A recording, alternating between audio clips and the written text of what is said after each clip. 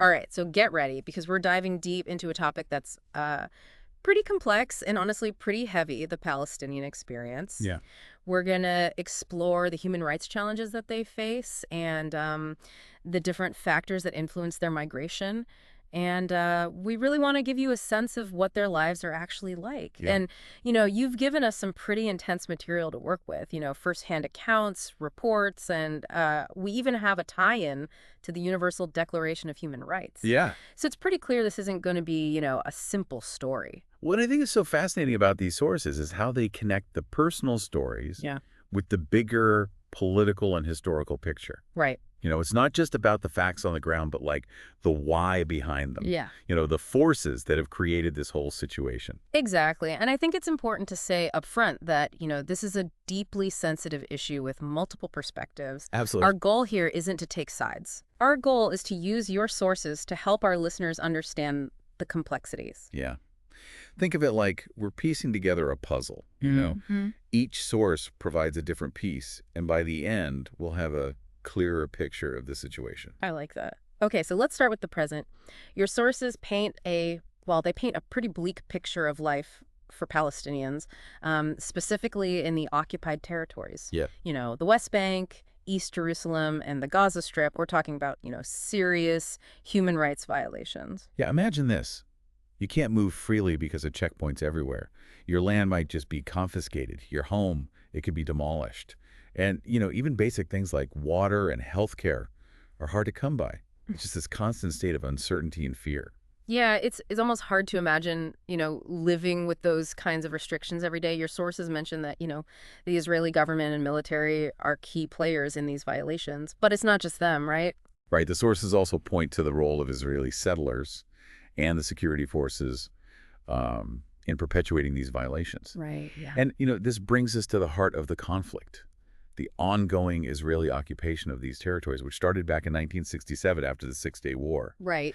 And Israel, they argue that it's necessary for security, but for Palestinians, it's seen as a denial of their basic right to self-determination. Right. And it's interesting because one of your sources, it really digs into the historical roots of the conflict. And it talks about how both sides have competing claims to the same land.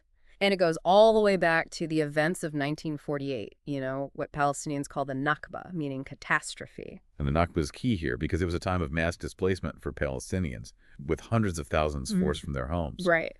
And this event, it isn't just history. It continues to shape the Palestinian identity and their perspective on the conflict. Yeah, it makes you realize how deeply intertwined the past and present are in this whole situation.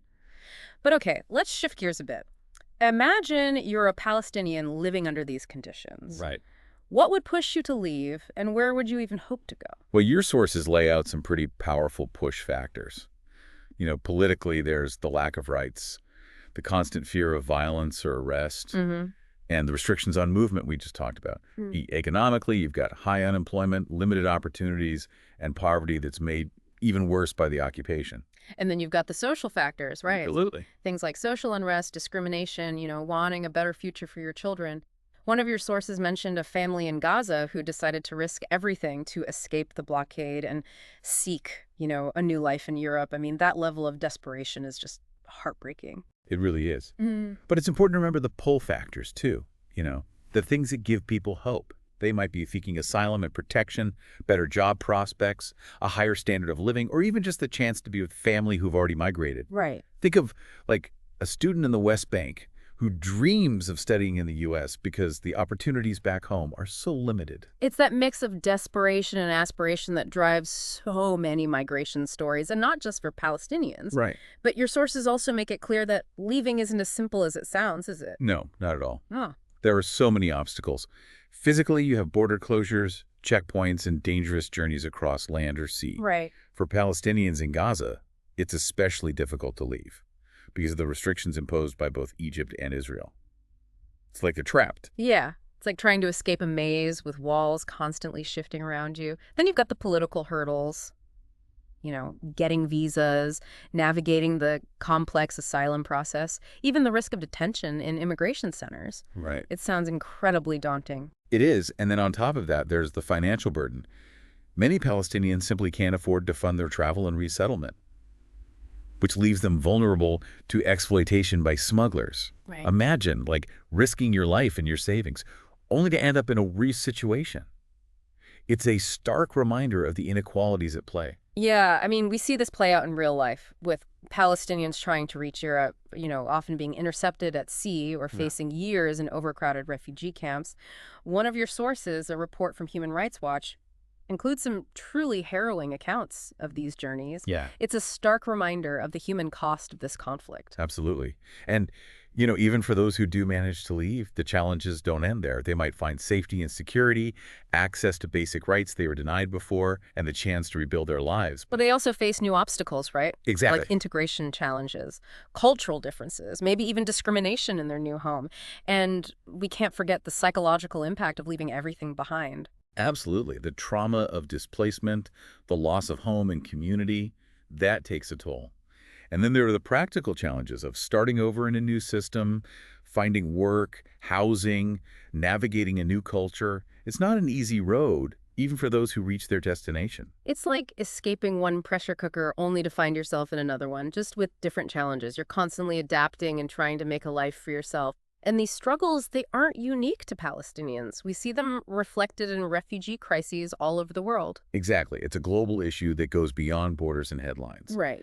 And it raises important questions about how we, as a global community, respond to these crises. Yeah. How do we ensure that refugees are treated with dignity and given a fair chance to build a new life? It makes you think about your own values and how you would react in a similar situation. But before we go down that road, let's examine how this conflict is portrayed in the media and how people perceive Palestinian refugees. Right. You've got some interesting sources that touch on this, right? I do. Yeah. One thing that stands out is just the sheer volume of media coverage this conflict receives. It's constantly in the news, although the focus often shifts depending on current events. Mm-hmm.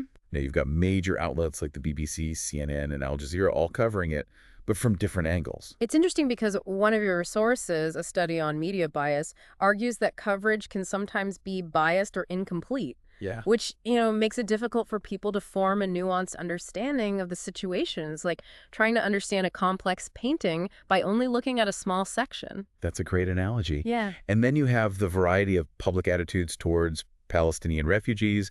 You've got human rights organizations like Amnesty International advocating for their rights, while in some countries, there's anti-immigrant sentiment and suspicion directed at them. So it's almost like the conflict is playing out on two levels, on the ground in the Middle East and in the court of public opinion around the world. And that public opinion is being shaped by media narratives, political agendas, and personal biases. Exactly, and it highlights the power of information and how it's presented. But, up until now, we've mainly been looking at reports and analyses. You've also included some powerful firsthand accounts and visual evidence in your sources, right? Yes, and I think it's important to shift gears here and hear directly from those who've experienced this conflict firsthand. We have testimonies from Palestinian refugees describing their displacement, the hardship of living in refugee camps, and the discrimination they've faced. We've got reports from human rights organizations meticulously documenting the abuses occurring in the occupied territories. We even have testimonies from Israeli soldiers who served in these areas, detailing morally questionable orders they received or human rights violations they witnessed. These firsthand accounts add a whole other layer of complexity and emotion to the story. Yeah, it's one thing to read about statistics and summaries, but it's another thing entirely to hear personal stories, to see the faces and hear the voices of those directly impacted. It brings the human cost of this conflict into sharp focus. Absolutely. And, your sources, they provide a glimpse into that human dimension through visual evidence as well. Right. Maps that illustrate the changing borders in restricted areas, photographs that capture the daily realities of life under occupation, Right. and documentaries and interviews that offer a more in-depth look at the human stories behind the headlines. These images and voices can be incredibly powerful in shaping our understanding of the conflict. Well, one of the sources that really struck me was a quote from a Palestinian refugee who said, "We lost everything. Our home, our land, our sense of belonging. All we have left is hope." Wow. It really encapsulates the profound loss and resilience that so many Palestinians have endured. That's a powerful quote, and it speaks to the enduring human spirit in the face of immense adversity. But it also underscores the need for a just and lasting solution to this conflict. one that addresses the root causes of displacement and allows Palestinians to exercise their right to self-determination. And speaking of rights, your sources bring us to the Universal Declaration of Human Rights, a document that outlines the basic rights and freedoms every human being is entitled to. Right. It's a powerful lens through which to view this conflict. One article that particularly stands out in this context is Article 9, which guarantees freedom from arbitrary arrest and detention. Yet, your sources describe the practice of administrative detention, where Palestinians can be held without charge or trial for extended periods. It's like something out of a dystopian novel. Imagine being imprisoned indefinitely without even knowing what you're accused of. It's a clear violation of basic human rights and a stark reminder of the power imbalances in this conflict. It really makes you question the meaning of justice and fairness. Right. And it also brings up the question, what can be done to address these violations and work towards a more just and peaceful future? That's the million-dollar question, isn't it? So we've been talking about some pretty heavy stuff, human rights violations, the struggle for basic freedoms. It's easy to feel overwhelmed by the complexity of it all. It is. But your sources also point to, potential solutions, paths toward a more peaceful future. And that's kind of what I'd like to focus on now. Where do we go from here? It's a daunting question. Mm-hmm. But, your sources suggest that achieving a lasting peace requires tackling the core issues at the heart of this whole conflict. It's like trying to untangle a knot that's been tightened over decades. Okay, so what are the knots we need to untangle? What are the fundamental issues that need to be addressed? Well, you've got things like, the final borders between Israel and a future Palestinian state, security arrangements for both sides, the status of Jerusalem, right, and the rights of Palestinian refugees to return to their homes. Each one is complex on its own, but they're also deeply intertwined. Right. So let's start with borders. You've got maps in your sources showing how Israeli settlements have been expanding into the West Bank. Right. It seems like that makes it harder and harder to envision a contiguous and viable Palestinian state. Exactly. Mm-hmm. Palestinians see these settlements as, illegal land grabs that chip away at their future state, while Israel argues for their right to exist based on historical and security claims. Right. It's a clash of narratives, two different visions for how the land should be used. And then there's the whole issue of security. It seems like, both Israelis and Palestinians have legitimate concerns about their safety. Absolutely. Israel worries about attacks from Palestinian militant groups, while Palestinians live under the constant threat of violence from settlers or security forces. Right. So, finding a security arrangement that works for both sides it's crucial. Right. It might involve things like demilitarizing a future Palestinian state, creating joint security patrols, or having international monitoring mechanisms. It sounds like building trust is key. It is. But what about Jerusalem? Right. It seems like that's the most emotionally charged issue of all. Well, think about it. Jerusalem is home to sites sacred to Judaism, Islam, and Christianity. Right. Both Israelis and Palestinians claim it as their capital. Right. Resolving this issue would take an incredible amount of sensitivity and compromise. It's like a puzzle piece that doesn't quite fit anywhere. Yeah. So with all these complexities, what are the solutions being proposed? For years, the two-state solution, the idea of an independent Palestinian state alongside Israel, that's been the dominant approach. But some of your sources seem skeptical about its viability now. They do. The ongoing expansion of Israeli settlements makes it increasingly difficult to implement the two-state solution in practice. Right. Some people are now advocating for alternative solutions. One idea that's gained traction is a single binational state, right, where Israelis and Palestinians would live together with equal rights. That sounds like it would come with its own set of challenges, though. I mean, how do you create a truly equitable and shared society in a place with so much historical baggage? It wouldn't be easy, that's for sure. It would require a massive shift in mindsets on both sides. A willingness to let go of past grievances and imagine a shared future. Right.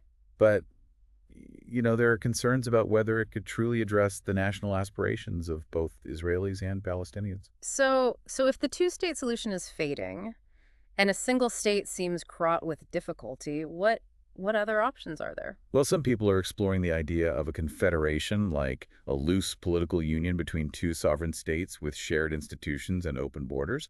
Others propose a regional framework that would involve neighboring Arab countries in the peace process. It seems like there's no shortage of ideas, but putting any of them into practice would require, like, a monumental effort. It would. It would require political will, a genuine commitment to peace from all parties involved, and a willingness to compromise. But it's not just about finding the right political framework. It's also about addressing the underlying issues that have fueled this conflict for so long. Things like mistrust, inequality, and injustice. It's like you can draw lines on a map, but if you don't address the root causes of the conflict, it'll just manifest in different ways. Exactly. It's a long-term, multi-generational project. Yeah. But, your sources also highlight the important role that non-governmental organizations or NGOs are playing in working towards a resolution.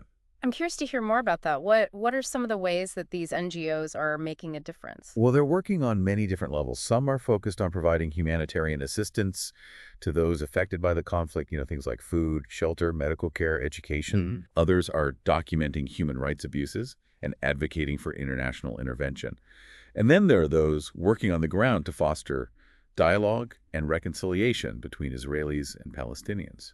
I was particularly struck by one of your sources that talked about an organization called Seeds of Peace. Oh, yeah? They bring young Israelis and Palestinians together for, like, summer camps, Right. creating a space where they can connect as human beings and challenge the stereotypes they've been exposed to. It's a powerful reminder that even amidst conflict, human connection is possible. Yeah. And, there's another organization in your sources, the Parent Circle Families Forum, that brings together families who've lost loved ones in the conflict. Wow.